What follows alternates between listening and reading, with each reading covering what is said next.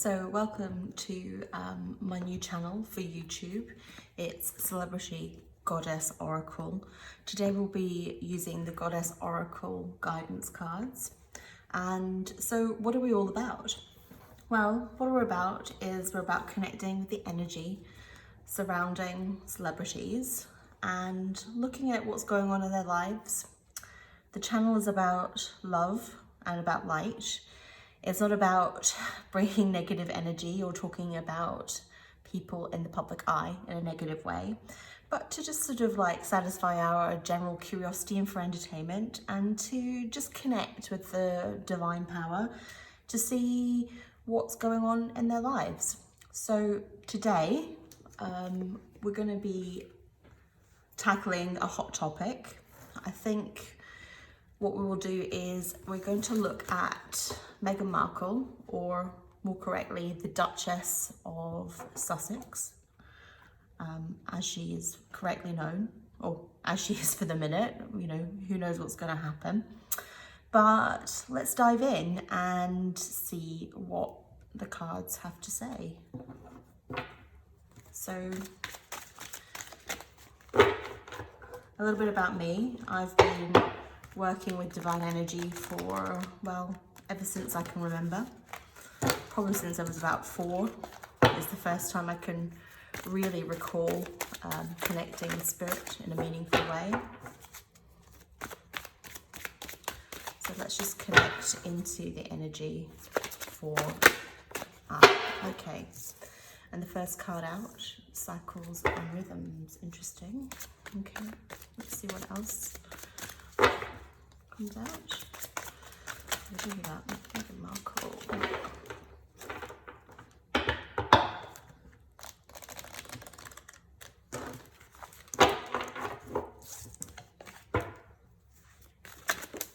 Okay, golden opportunity.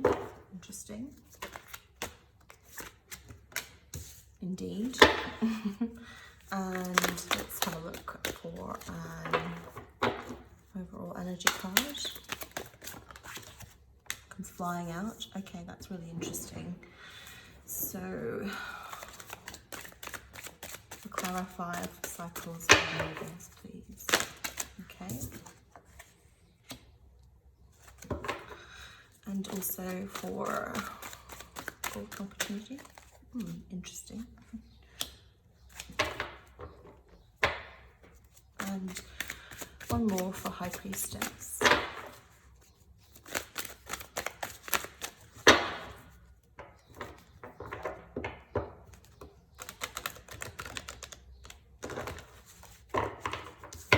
So the way I work, as you can see, is we connect into energy, and whatever flies out, flies out.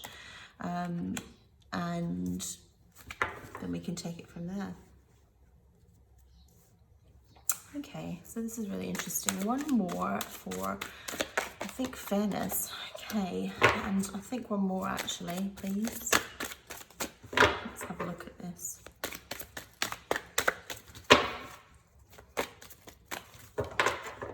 So Meghan Markle, like her or disagree with her, or whatever it is that your point of view is, it's certainly interesting times, and she's certainly an interesting person. And I think where we're at with her is that she's got a lot more to say, and we're going to definitely hear that. That's a bit too many. If I could just have one, please. So interesting times ahead for everybody involved. And I think the important thing to remember is that, and it's something that irregardless whether or not you agree or disagree, is that these are people and that they do have feelings, and these feelings are very real. Okay, right, really interesting.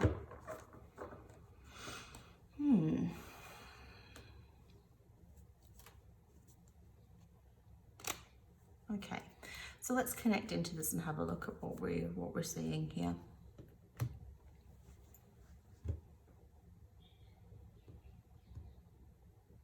So I think we'll start the present position because we all know what's going on, don't we? I mean, it's hard to open the paper, look at your phone, watch the news without actually being bombarded with what's happening with Meghan at the moment, Meghan and Harry. We're just focusing on Meghan today, particularly, and we'll move on to Harry tomorrow, and then we'll have a look at them as a couple and what's going on.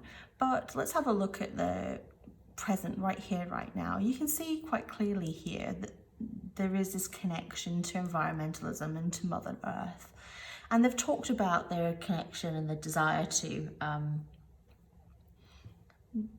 get connected more into this kind of environmental action and within, you know, the charitable sector, and they do it. Now, there has been a lot of controversy around that because obviously they haven't actually entirely walked the talk. Private jets, carbon footprint, and so on and so forth.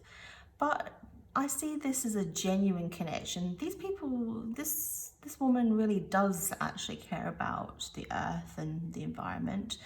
And this is actually, I wouldn't even say that's presented opportunity. I think this is this is a woman who has created her opportunities. She's definitely somebody who goes out and goes after things, isn't she? But really what she's looking for, and I think this is probably would be the hardest thing to accept in relation to this, is that she's really just looking to be loved, this woman, and to share her knowledge. As you can see here, the High Priestess card, she really does, I feel, want to connect with others and help others. I'm not entirely sure that she's understood, particularly in the UK, and how things are done and how we do things there. But she's certainly somebody whose desire is in the right place. And she wants to connect into unconditional love, both to receive it and to give it. I think the past life card here is karma in this particular reading. So the karma connects back to her past here, cycles and rhythms and quiet times. There's a lot of contemplation that's gone on here, but regardless of the contemplation that's gone on, this is a really overarching issue, and it's not going to go away anytime soon. The cycles and rhythms here and the quiet, this is going to go over and over and over and over and over and over again, over and again.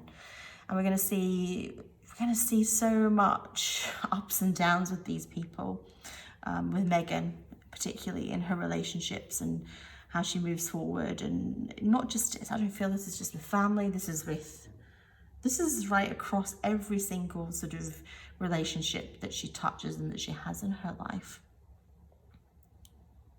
Now, there's been a lot of talk about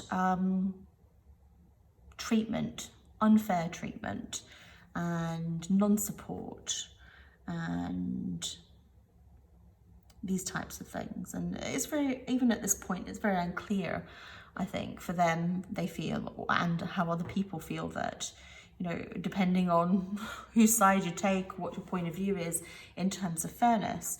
But it's quite clear here that there is fairness in this, and there is a desire for fairness. And from what I can see, I mean, who knows? Nobody really knows what goes on behind closed doors, do they? And the royal family is no different from that, and perhaps they're even more of an enigma. But it doesn't change the fact is that there is a real desire for fairness to occur here. There is real love and real fairness. And I think ultimately we will see that fairness come to pass, both in every sense of the word. There is this real desire for this to happen. And as you can see quite clearly here, it's connected into the home environment, the home situation. Excuse me. It's there is obviously change. We know about the change, and that's fine, and that's going to continue. As we know, Meghan has, for the minute, I think, moved back to Vancouver Island in Canada, and she's obviously next to a large body of water. And I think this is actually quite important for her, because as she connects to sort of the environment, not only with her concern with the environment, but actually her experience of the environment, she's actually going to, it's going to help heal how she feels, and it's going to give her that sense of peace which she currently doesn't have. And the ultimate outcome is one of a bright future. And I can see that. I mean, there's a lot of worry for these two. There's a lot of worry for the royal family. There's a lot of concern about the charities of whom they're a patron. And there's all these concerns around them, and quite rightly so. I mean, obviously, a lot of people support them, want to support them, and in some ways feel very let down with what's happened, and I can understand that too. So I think overall, you know, this is going to work out. I don't think this is going to be an easy path. I don't think anybody looking at it, even from the outside, thinks it's going to be an easy path. And it's quite clear that, you know, this is really very unprecedented. And with anything that's new, with any new cycle of rhythm, there's always a time for contemplation and a time for working out how that's going to work, and how it's all going to come together. But, you know, the karma card is here, and there is a lot of karma with Meghan. You can see, it's, you know, as we connect in, you can quite clearly see that this is, I really feel that this has actually just started for her. And I think we're going to see a lot more. And I think some of it's going to be really shocking. or people are going to find it shocking. So I think we're going to come back to Meghan. This is not going to be obviously a one-off. She's got a lot more to say for herself. This is very much the start of things for her. And it's going to be really interesting to see how all that works out. So let's actually have a look and connect into her. Let's have a look at sort of like the overarching animal totem. So this is a really great deck. I don't know if you've seen this or not before. It's called The Wild Unknown Animal Spirit by Kim Cranz. Her artwork is just really beautiful. It's very contemporary, and I have a really deep interest and connection into sort of Native American totems and the meaning thereof. So let's have a look at this.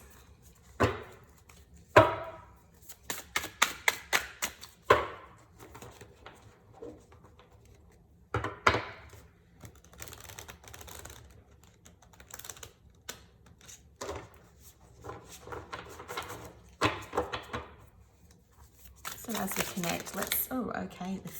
Well, isn't that a really interesting card, the Phoenix? I think that says it all, doesn't it, really? And the Otter. And so I think let's just come down here. And one more, please. Let's have a look what else comes out of the deck. Okay. And the crocodile. Okay. So a lot of people would say, is Meghan really a crocodile?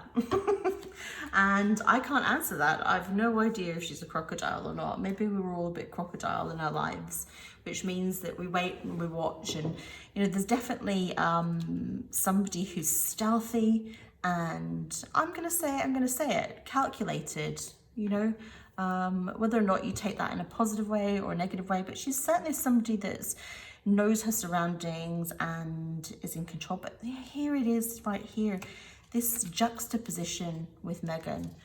Let's just have a closer look at this. So on the one hand there's the crocodile, and then there's the otter. You know, think about the otter. The otter is warm, or we kind of think of the otter as warm and cuddly. And also, if you think about this, is the connection to Canada, because the otter and the connection to Canada is very clear. You know, she's very sure and very determined and extremely aware of her surroundings, and this is very much evidenced by the crocodile energy and her crocodile totem. But on the other hand, You know, she's an otter in terms of her energy, which is, wants to be part of a family, wants to be industrious and connected, and also this is a very gentle energy. But overarching, we've got the Phoenix card, which really just sums it up, doesn't it? This is a woman, the Phoenix rises from the ashes. The Phoenix rises from the fire. Does the Phoenix create the fire from which it rises? Who knows? That's a good question. But irregardless, the Phoenix rises from the ashes, and so is this woman. She is the Phoenix in her energy. She really is. And I feel, and it kind of goes back to this past life and this karma here, this is not just going to happen once or twice or 3 times. We're going to see this woman reinvent herself time and time and time again. I mean, there's a lot of commentary obviously on her past life, on her connections, and people that have been close to her previously have said, well, when she's finished with you, she dumps you and she's no longer part of your life. And this is part of her karma and part of her Phoenix cycle. This is somebody that's already done it many, many times, and you can quite clearly see connecting to this energy. She's going to do it many, many times more yet before, you know, in her lifetime, for sure. What a great, what an interesting reading. So with that, I'm going to love you and leave you. I'm new to YouTube. I'd love you to follow me. I'd love you to subscribe. That would be amazing. And I look forward to sharing more readings with you.